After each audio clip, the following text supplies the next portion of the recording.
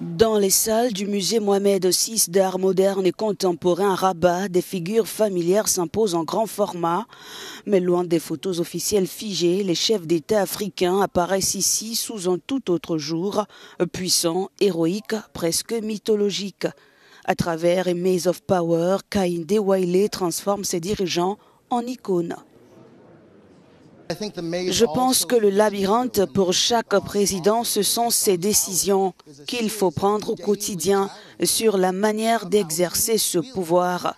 Et si nous remontons très loin dans le temps, il s'agit de la représentation du pouvoir pendant des centaines d'années qui a commencé en Europe occidentale avec des représentations de personnes comme Napoléon qui commencent vraiment à établir le vocabulaire de cette représentation. Bien que certains de ces dirigeants soient controversés, accusés de corruption, d'avoir bafoué les limites de mandat présidentiel ou même engagés dans des conflits armés, l'artiste insiste, son objectif n'est pas de juger leur action politique.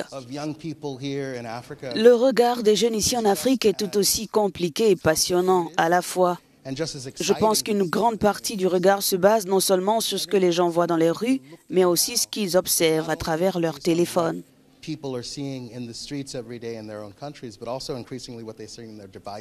Après Paris et Dakar, Rabat est la troisième ville à accueillir cette exposition.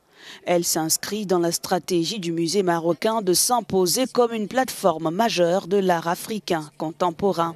D'abord, il discute avec eux, il discute de l'histoire de l'art, de la peinture, de ce que ça veut dire la représentation d'un chef d'État, d'un représentant du pouvoir.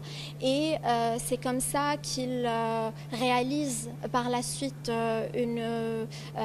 des portraits photographiques qu'il va emmener chez lui dans son atelier. Parmi les œuvres, on retrouve le président ivoirien Alassane Ouattara avec une épée, l'ancien président malgache ou encore Faure Gnassingbé du Togo.